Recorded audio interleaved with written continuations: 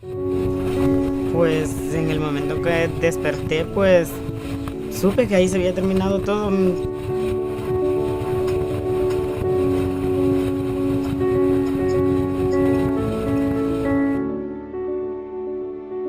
El camino, mis sueños que quería realizar, pues habían terminado ahí, que hasta ahí habían llegado, pues al momento que yo me había quitado ya.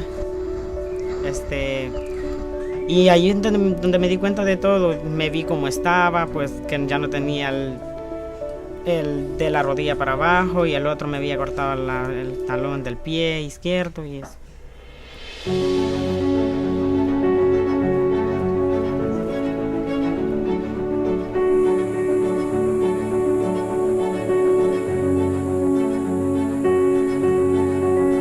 Pues ahora es más difícil porque primero le ayudaba a mi mamá a trabajar sembrando maíz, frijoles, pero como ahora ya no puedo porque no puedo andar en las montañas ya, pues ya nada más que hacer. Alexis se fue porque como por la pobreza y me dijo que se iba, que quería que se iba para ayudarme con ese montón de niños que tengo ahí, para ponerlos a estudiar, le dije a él. Esto es lo mismo, dice.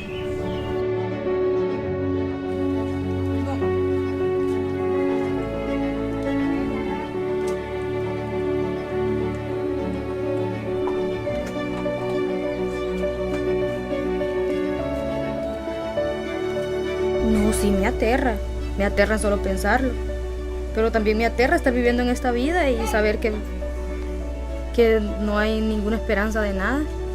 Entonces al menos voy corriendo el riesgo, pero llevo una esperanza.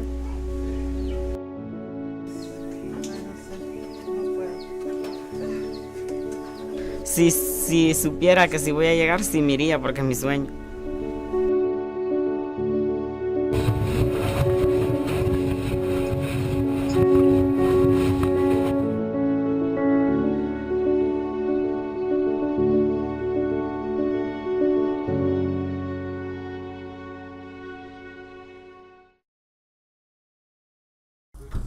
« 600 kilomètres parcourus à pied et en bus depuis le Honduras, mais Juan est encore loin de son but, les États-Unis. Ce n'est que le début de l'étape la plus dangereuse de son périple. Dans le sud du Mexique, les migrants montent sur le toit de ces wagons de marchandises, espérant traverser le pays jusqu'au nord. À 16 ans, Juan tente de traverser le Mexique pour la deuxième fois, toujours seul. Il y a quelques mois, il avait déjà réussi à venir jusqu'ici, mais la police l'avait arrêté et renvoyé au Honduras. La vérité, c'est que je veux vraiment continuer ma route, parce que je veux échapper à la situation financière de ma famille et à la violence. Je fuis aussi les gangs, la drogue, et tout ça parce que si je retourne au Honduras, ils peuvent me tuer. Je ne peux pas y retourner. Il y a un an, le nombre de mineurs tentant d'immigrer seuls aux États-Unis avait alarmé la communauté internationale. Le Mexique a alors renforcé sa lutte contre l'immigration clandestine en instaurant le plan Frontières Sud. Les arrestations et expulsions de migrants illégaux ont augmenté de 50% au Mexique, faisant chuter le nombre d'enfants ou d'adolescents atteignant la frontière nord du pays. Mais les détracteurs de ce programme clament que les arrestations ne règlent pas le problème de fond. La crise qui a été annoncée sur la migration des enfants, ça n'était qu'une annonce. Ils ont mis en place un plan pour freiner l'immigration, mais il n'y a aucune solution structurelle à ce problème de fond. Les gens continuent à traverser et bien sûr, les enfants continuent à migrer. Grimper à bord de la Bestia, comme il est appelé ici, est risqué. La vitesse du train a été accélérée pour empêcher les clandestins d'embarquer et le reste du périple est tout aussi périlleux pour ces adolescents. Ils sont régulièrement victimes de vols et de violences sur leur route. Mais rien ne semble pouvoir les décourager de fuir leur Amérique centrale natale. Là-bas, la majorité des jeunes font du trafic de drogue. Ils gagnent de l'argent comme ça et ne travaillent pas. C'est une vie facile, mais c'est risqué. Je préfère encore prendre des risques ici que là-bas. Les gangs sont terribles. Si tu ne fais pas ce qu'ils veulent, ils envoient quelqu'un pour te tuer. Juan n'a finalement parcouru que quelques kilomètres sur le train. Un raid de la police a mis fin à son expédition jusqu'à sa prochaine tentative d'atteindre son rêve américain.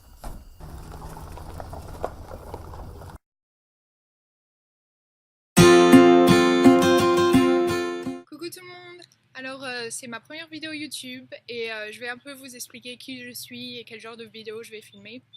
Alors, je m'appelle Manon et ça fait maintenant 3 ans que je vis aux États-Unis. Je suis française, j'ai vécu 17 ans en France. J'ai eu mon bac et j'ai décidé de partir aux États-Unis. Donc c'est un peu une histoire assez marrante. Premièrement, j'étais censée partir 1 an, juste une année, en tant qu'étudiante d'échange, en refaisant une 2e année de terminale américaine. Et finalement, j'ai décidé de rester, d'aller à l'université et ça fait maintenant donc 3 ans que je suis ici aux États-Unis. Oui, j'avais promis à mes parents que ça serait qu'une année et finalement, oui, ça fait 3 ans et beaucoup plus. J'ai encore 2 ans d'université à faire pour mon bachelor. Donc, ce qui se passe, ça fait 3 ans que je suis ici. Première année, j'étais en tant qu'étudiante d'échange dans un lycée américain. Et maintenant, ça fait 2 ans que je suis dans une université américaine, pas loin de là où j'ai été au lycée, en Pennsylvanie. Donc, j'ai encore 2 ans à faire pour avoir mon bachelor. Et ce qui va sûrement se passer, c'est que je vais faire mon master et doctorat ici. Donc, le master et doctorat, ça peut prendre 3 à 5 ans environ. Donc, oui, j'ai encore beaucoup d'années ici aux États-Unis.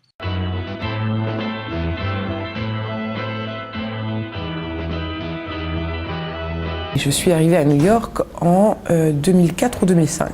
Nous avons créé Édité donc en 2007, qui est le showroom de vente. Et aujourd'hui, il y a un engouement très important de nouveau pour les designers français. On est très contents. Et donc, on a repris un petit peu plus notre segment français qui, à la base, est ce que j'aime moi et ce que je voulais développer. Alors, si j'avais à comparer en termes de lancement d'activité la France et les États-Unis, et notamment dans mon cas personnel, il n'y a pas aux États-Unis en fait un jugement a priori du jeune qui est en entreprise, qui est une femme en plus, et qui se lance. Les gens ont un a priori plutôt positif. C'est ah oui, c'est fantastique, quelle est ton histoire et comment ça va se passer.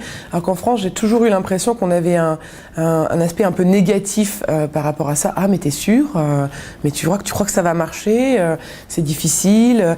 Et il y a également aux États-Unis, et notamment à New York, ils ont mis en place des aides aux femmes en fait, qui créent leur entreprise. New York, c'est une ville qui vous laisse vous exprimer, en fait. C'est vraiment ça. Moi, c'est vraiment ce qui m'a permis d'être là où je suis aujourd'hui. En France, je me sentais toujours, et c'était à l'époque, mais je me sentais toujours confinée et devoir suivre les règles de la vie parisienne ou de la vie française, que ce soit en matière d'habillement ou en matière de pensée. C'est un système qui parfois est un peu lourd.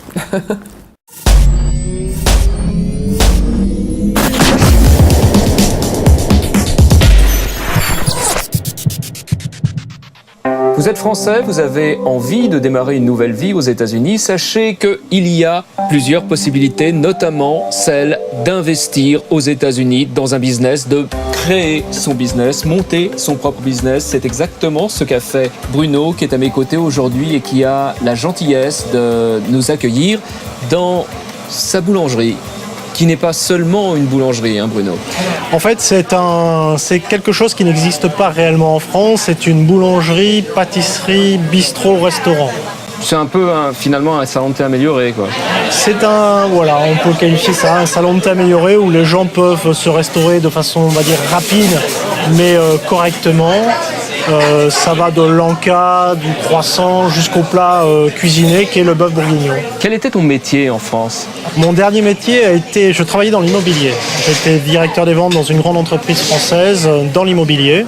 Qu'est-ce qui t'a donné l'envie de partir ? C'est une envie, je dirais, un petit peu générale. Je peux pas réellement dire un ras-le-bol, mais ça s'y apparente quand même. Je t'interromps, t'avais déjà une entreprise ? Oui, alors j'ai déjà été indépendant en France, j'ai eu des entreprises en France.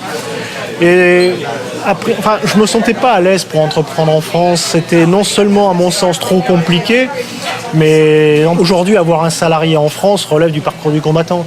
Tous les patrons français, je dirais, qui ont des salariés actuellement en France, savent qu'ils risquent du jour au lendemain le conseil prud'homal pour diverses raisons, pas forcément justifiées. Moi, j'avais 3 salariés en France. J'ai eu 3 conseils prud'homal pour différentes raisons. Pas forcément justifiées puisque je les ai gagnés à chaque fois, mais à chaque fois on est dans une machine judiciaire et où l'on perd de l'argent, du temps et de l'énergie. Et je me suis dit pourquoi pas partir à l'étranger. Ouais. Et voilà. Et pourquoi les États-Unis? En fait, c'était le pays qui culturellement me semblait se rapprocher le plus de notre culture française. Donc je dirais le fossé entre entreprendre en France et s'installer aux États-Unis me paraissait pas si énorme que ça.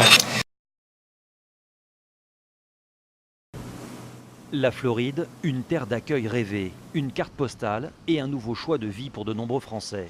Plus de 10 000 d'entre eux vivent ici et parmi eux un nombre toujours plus important, issu de la communauté juive. Originaire de la région parisienne, cette famille française célèbre aujourd'hui la bar mitzvah des 2 garçons. Sandra, la mère, s'est installée à Miami il y a seulement quelques mois avec ses enfants. Accueillie par le rabbin francophone de la synagogue, elle dit avoir fui ce qu'elle a vécu comme de l'antisémitisme en France. Mais vous me le rendez. Contente d'être partie. Plus safe ici. J'ai ouvert la route. Ouais. Tout le monde s'en va, il y en a plein qui s'en vont. Moi j'ai plein de copains qui partent. Donc mes parents, j'espère qu'ils vont suivre. Et ma soeur aussi. Sandra a fait ce choix sans savoir si le reste de la famille suivrait. Son père, 89 ans, y pense fortement. Toute ma vie est en France. Tous mes amis sont en France. Mais vous allez quand même le faire peut-être. À reculons. Mais si ça continue comme ça en France, oui, je le ferai. La Floride a toujours été une terre de prédilection pour les Juifs du monde entier. C'est la 6e communauté au monde avec 550 000 personnes. Ceux qui vivent ici se disent chanceux. C'est le cas de Yoni, professeur de Krav Maga, un dérivé des arts martiaux. Il enseigne le maniement du couteau à différents services de sécurité aux États-Unis et dans ce club. Une compétence qui lui a permis d'obtenir un visa. Mais quitter la France n'a pas été facile pour autant. C'est difficile de déménager. C'est pas tout le monde qui a le luxe de se le permettre, de pouvoir s'intégrer. J'ai eu la chance de partir jeune, à un âge qui me permettait de m'intégrer plus facilement. Un rêve américain d'autant plus difficile que les services d'immigration privilégient les meilleurs diplômes, les compétences ou bien encore l'investissement immobilier. C'est un autre moyen d'obtenir un visa. Et Yoni est bien placé pour en parler puisqu'il est aussi agent immobilier. Il a donc 2 jobs. Depuis peu, il se spécialise dans l'arrivée de Français. Juste après l'hypercachère, on a eu énormément de demandes de personnes qui étaient inquiètes et qui vraiment, leur inquiétude font qu'ils essayent par tous les moyens d'essayer de trouver une solution. Et bon, on est là, on récupère les appels, on essaye de leur donner les meilleurs conseils. En général, l'investissement immobilier est une première étape. Pour décrocher un visa, il faut prouver qu'on peut créer des emplois. Alors certains investissent ensuite dans une affaire commerciale. C'est ce qu'ont fait Dalia et Edmond, propriétaires de restaurants à Miami. L'antisémitisme était pesant, toujours. On a grandi avec un certain antisémitisme qui était là, qui existait en France. Mais on l'a vécu. On l'a vécu, bien sûr. À la boutique, où on a reçu on l'a toujours vécu. Un tas de bouche de vache énorme sur la vitre. Et, on était à Saint-Germain-en-Laye. Et marqué cochon de juif en grand.